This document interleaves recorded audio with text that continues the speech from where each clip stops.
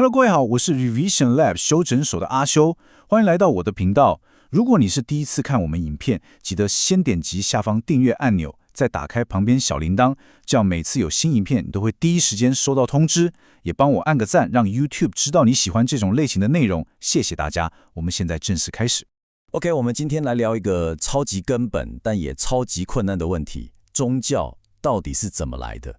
知名的人类学家 Scott Atran 在他的经典著作《我们信赖神》里面，一开头就抛出了一个所谓的演化之谜。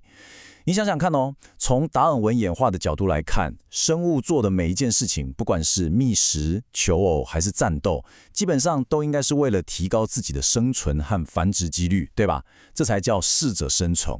可是宗教行为好像完全是反其道而行，像是古埃及人花费了整个文明难以想象的资源跟好几代人的时间去盖那些巨大的金字塔，就为了法老王的来生。或是某些宗教要求信徒严格禁食，甚至是在战争中为信仰牺牲生命。这些行为从生物学的角度来看，根本就是超级不划算的生意啊！那为什么全世界几乎所有的人类文化，无论是古文明还是现代社会，都普遍存在宗教这种看似赔本的行为呢？这就是我们今天要来好好拆解的核心谜题。好，那为了解开这个谜题，当代的科学界大概发展出了2条主要的思路。我们先来看第一条，这也是近年来在认知科学领域非常主流的一种解释。你可以把它简单理解成，宗教其实是我们人类大脑出厂时就预先安装好的一套心智软体所产生的副产品。这个学派的正式名称叫做新自然主义 （The New Naturalism）。它的核心概念其实非常直接，也很有趣。他认为宗教信仰本身并不是演化直接选择要留下来的东西，它更像是一个意外的结果。也就是说，我们的大脑在几百万年的演化过程里，是为了解决各种攸关生死的难题，像是怎么跟火干沟通合作去狩猎，怎么在漆黑的森林里躲避凶猛的掠食者，怎么在复杂的社群里判断谁可以信任，谁又在说谎。为了应付这些，我们的大脑发展出了一堆超级好用的认知工具，而宗教就是这些工具在运作的时候不小心跑出来的 bug， 或者说是一个附加功能。把它拆解成3步骤就更清楚了。第一步，我们的老祖宗在险恶的非洲大草原上，大脑必须演化出一些认知上的捷径。比方说，当你看到远方的草丛在动，你有2个选择，一个是想，应该只是风吹的吧。另一个是想，后面是不是有狮子？你想想，猜错的代价是什么？如果你以为是狮子，结果是风，你只是白紧张了一下；但如果你以为是风，结果是狮子，你就没有然后了。所以，演化会让我们的大脑倾向于过度侦测意图，宁可错杀100，不可放过1个，这就是我们的心智软体。第二步，这些为了生存而生的工具，像是刚刚提到的意图侦测器，还有我们天生就想为所有事情找一个因果关系的倾向，当它们被用到其他地方时，就产生了意想不到的结果。例如，打雷、下雨、地震、洪水，这些我们无法解释的自然现象，我们的大脑就会自动去想，是不是有谁在天上发脾气？是不是有谁在地下不高兴？第3步，在所有这些副产品里头，宗教概念，特别是关于神的概念，就是最成功、最容易传播开来的那一个。重点来了，为什么偏偏是神这个概念会这么有吸引力，这么有传染力？新自然主义的学者提出一个超级酷的解释，他们称之为最小反直觉 （minimally counterintuitive） 理论。他们说，一个概念要能成功传播，必须在直觉性和反直觉性之间找到一个完美的平衡点，就像黄金比例一样。大家可以看一下这张表，神的概念一方面非常直觉，你看左边，它跟我们人一样会思考、有情绪，会开心、会愤怒，能看见我们，能听见我们，这让我们很好理解，觉得很亲近，认知上处理起来不费力。但另一方面，它又带有一点点反直觉的特质。你看右边，它看不见，它永生不死，它无所不在，它全知全能。这些特质刚好打破我们的日常预期，所以会让我们印象特别深刻，更容易记住。这就像一个故事，如果主角完全跟我们一样，可能有点无聊；如果他完全是外星生物，我们又无法理解。但如果他大部分跟人一样，但又有一点点超能力，那就非常有吸引力了。这个理论认为，就是这种黄金组合，让神的概念像病毒一样，在人类社会中快速传播开来。听到这里，是不是觉得这个理论很厉害？听起来非常完美，对吧？用一个简单的认知模型，就漂亮地解释了宗教这个横跨几千年的复杂文化现象。但事情真的有这么简单吗？接下来这一点超级重要，我们要来看看另一位学者，杜克大学的教授芭芭拉·史密斯 （Barbara Hernston Smith） 是怎么狠狠的，而且非常有力的批判了这个看似完美的心智软体理论。史密斯的核心观点就浓缩在这句话里。他说，我们的信念系统根本就不像新自然主义者想的那样，像是一套电脑程式，有一套整齐、连贯、逻辑一致的程式码。真实的情况是，我们脑袋里装的东西是东拼西凑来的。他用了英文词叫 scrappy， 这个词真的超传神，它有双重意思，一个是碎片化、零碎的，另一个意思是充满冲突、爱打架的。我们的信念其实就是一堆从不同地方捡来的，常常互相打架的碎片。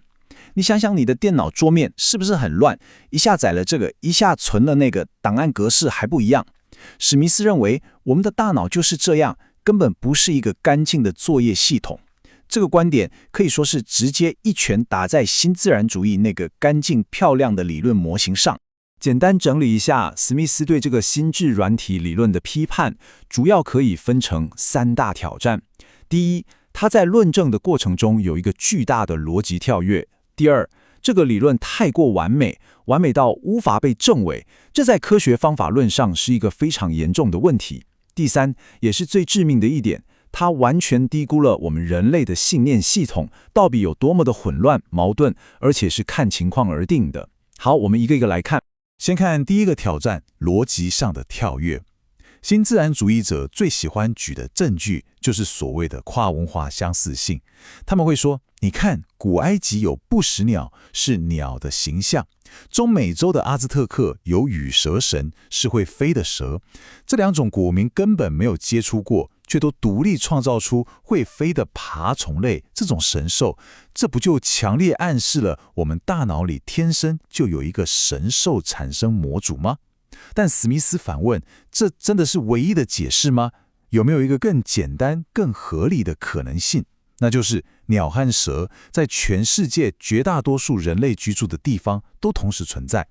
鸟在天上飞，蛇在地上爬。对古人来说，这2种生物都是充满力量和神秘感的象征，所以不同文化的人们很自然地会把这2种强大的意象结合在一起，来表达一种超越性的力量。这需要一个天生的模组吗？还是只需要相似的生活经验和人类共同的想象力就够了？从现象很像这个观察，直接跳到大脑有内建模组这个结论，这个逻辑跳跃其实非常大胆，而且不一定是必要。我们继续看下去，第2个挑战更狠，这个理论无法被证伪。在科学哲学上，一个好的理论必须要能提出可以被检验的预测，它必须要有被推翻的可能性。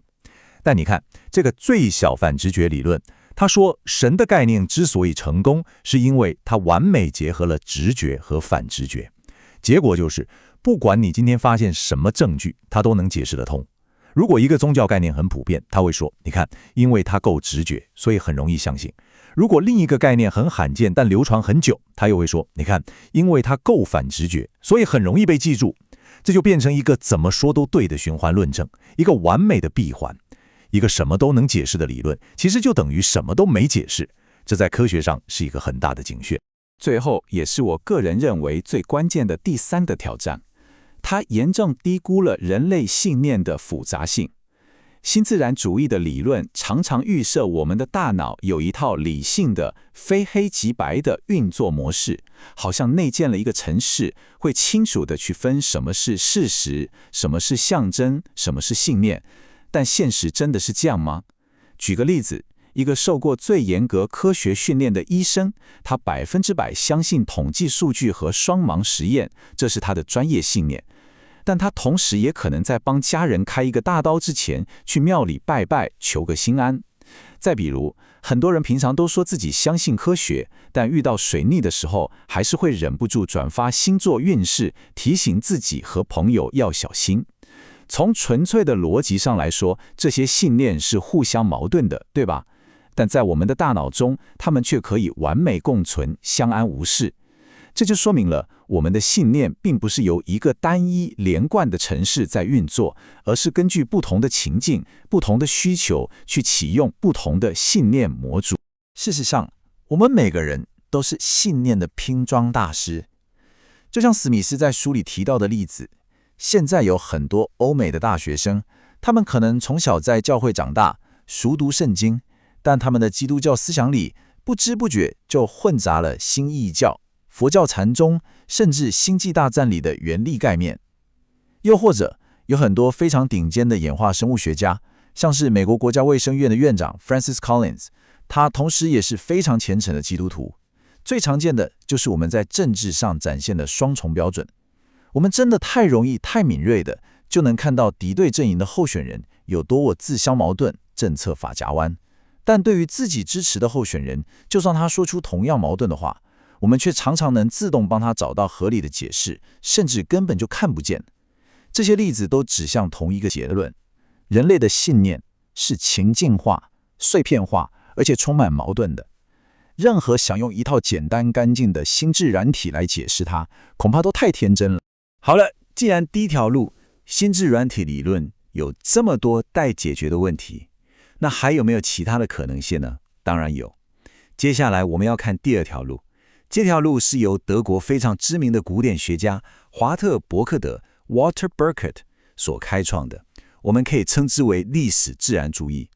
这是个跟前面完全不同的思考方式。这张比较表可以说就是我们今天这整场讨论的核心，大家可以暂停仔细看一下。我来帮各位画一下重点。你看研究焦点这一栏，新自然主义的焦点是那个我们根本没有直接证据，只能用推测的几百万年前的史前时代。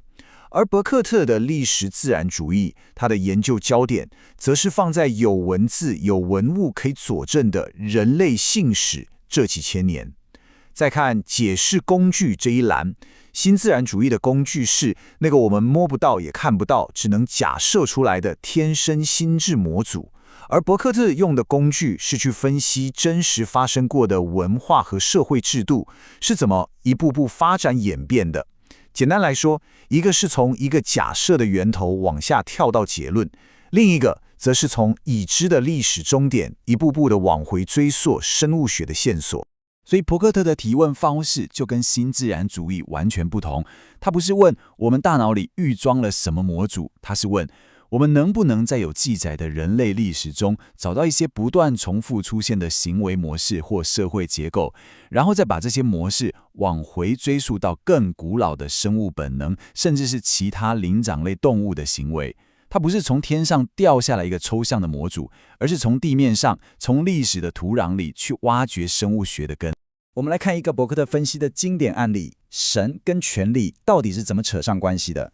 第一步，他观察到在动物世界里普遍存在着阶级秩序，最有名的就是鸡群里的啄食顺序 pecking order， 这是一种非常基本的生物模式，决定了谁先吃谁后吃。第二步，人类社会把这种简单的阶级发展成更复杂的支配关系，不再只是谁力气大谁就是老大，而是一种更稳定的社会契约。我服从你，承认你的权威，而你就要保护我，提供秩序。第三步，重点来了，人类把这个现实社会中无比重要的权力模式投射到一个看不见的超自然世界。于是神这个概念就诞生了，他是终极的支配者，是宇宙的国王，我们服从他就能换取他的保护与祝福。第四步，这个投射出来的概念又回过头来强烈的影响，甚至巩固了现实世界。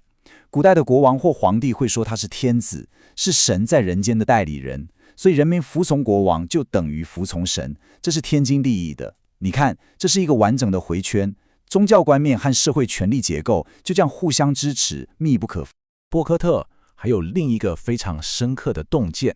他指出，在非常多古老的宗教里头，都存在一个核心的心理序列，就是从灾难出发到罪疚感，再到赎罪的这个过程。这个序列几乎可以解释为什么人在受苦、在面对不确定性的时候，特别容易寻求宗教的慰藉。我们来拆解一下这个心理序列。第一步，一个无法解释的灾难降临了，像是突如其来的瘟疫、毁灭性的地震，或是长期的干旱。第二步，人类的大脑天生就讨厌随机和不确定性，我们迫切的需要为这件事找到一个原因。最直觉的原因就是把它归因于一个更高力量的意图，也就是神的愤怒。第三步，这个想法非常关键，如果神会愤怒，那一定是我们做错了什么事才触怒了他。于是集体的罪疚感就产生了。第四步，有了罪疚感，就需要解决方案。于是各种赎罪仪式，像是献祭、祷告、斋戒，就应运而生。这些仪式最重要的功能，其实是提供一种心理上的解脱，让人们感觉自己做了一些事来弥补错误，重新掌握了对世界的秩序感。伯克特甚至大胆推测，这种把坏事归因于自己犯错的心理机制，可能源自于更古老的生物经验，就像动物被困在陷阱里时，那种无助，然后开始疯狂的乱抓乱咬，试图做点什么来挣脱的本能反应。好了，讲到这里，我们今天介绍的这2条科学路径就都跑过一遍了。现在我们来做个总结，再次比较一下这2种方法的根本差异，以及他们其实都拥有的那个共同的目标，也就是试图去理解人类为什么会选择相信。简单整理一下刚刚的内容，用最精简的方式来总结。新自然主义的路径是从一个我们看不见、只能推测的史前时代，直接跳跃到一个我们也看不见、只能假设的大脑模组。它的解释链条中间是断裂的，充满了猜想。而伯克特的历史自然主义则是选择走一条比较辛苦但可能比较扎实的路，他沿着有文字有文物记载的已知的人类历史，一步一步地往回追溯，试图找到那些深植于我们生物本性中的行为踪迹。一个是跳跃式的推论，一个是追溯式的考古。不过话说回来，即使是新自然主义的代表人物亚特兰，在他自己书的结尾也留下了一段非常值得我们深思的话。他说，科学倾向于杀死隐喻，而宗教则努力让隐喻保持诗意，并对新的诠释永远开放。这句话是什么意思呢？科学的目标是找到唯一确定的解释，所以它会不断地把模糊的隐喻变成精确的公式和定义。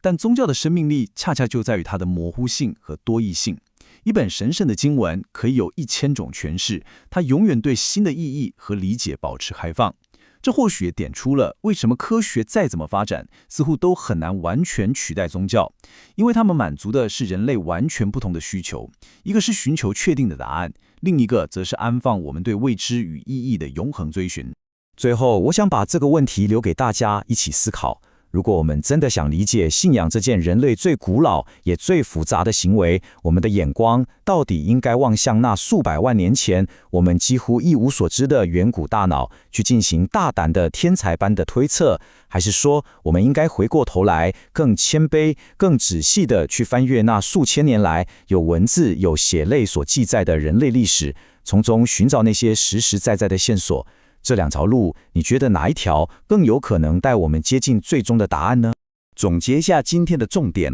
我们探讨了2种用科学解释宗教的路径。第一种，新自然主义认为宗教是我们大脑为生存演化出的心智软体的副产品，但这种说法面临着逻辑跳跃和无法证伪的挑战。第二种，历史自然主义则主张，我们应该跟随有记载的人类历史，去追溯生物本能在文化中演变成宗教概念的轨迹。这2种方法没有绝对的对错，但他们提醒我们，理解信仰这件复杂的事，需要多么谨慎和多元的视角。今天的内容就到这边，如果你觉得这集有帮助，记得马上点赞、加订阅、加开启小铃铛。我们正在冲订阅，需要你的支持。我是阿修，我们下次见，拜拜。